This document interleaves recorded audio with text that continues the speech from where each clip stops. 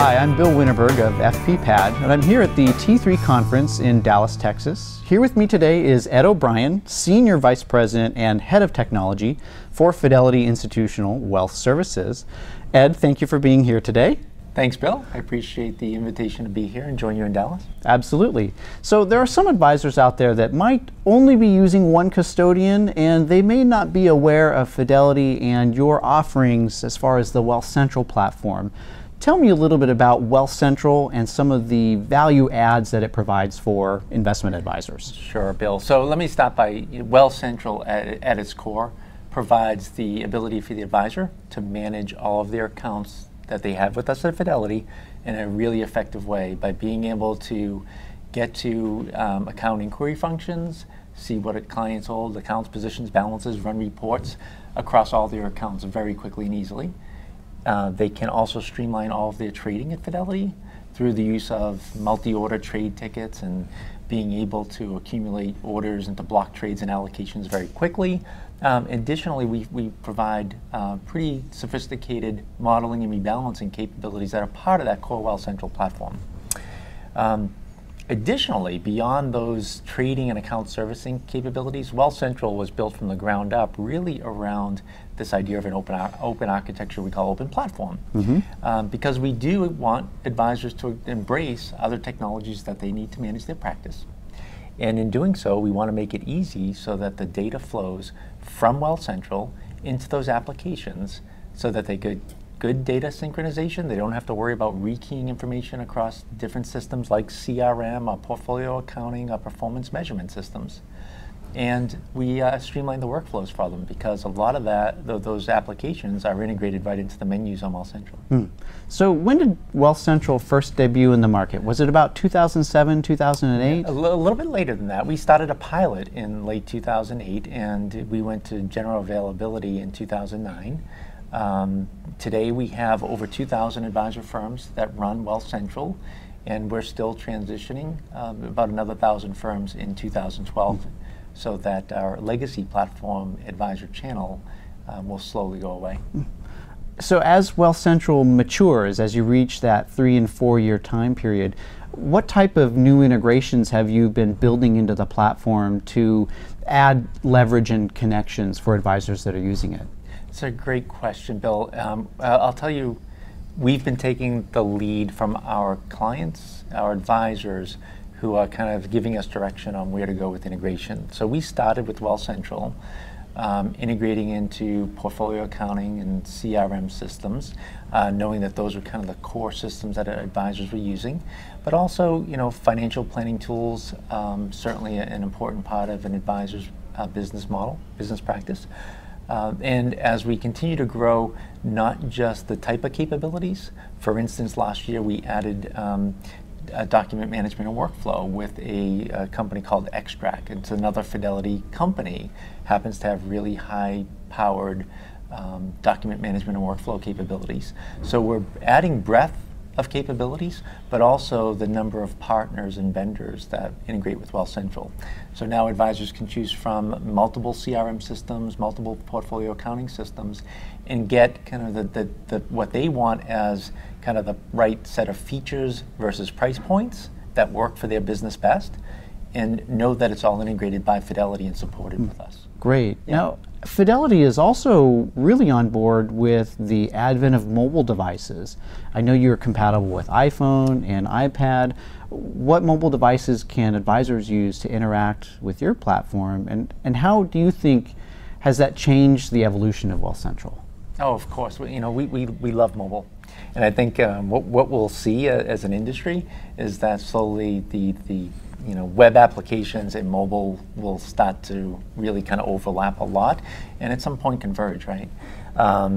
So today, to answer your question, we have Wealth Central access through the iPhone and Android, and then on the tablet devices we provide the Wealth Central iPad application as well. Going forward, like many others in the mobile space, HTML5 plays a big role there, so that we can get real good device independence and offer the full breadth of Wealth Central through those devices. But today we're seeing an incredible uptake from advisors that are using the mobile platform.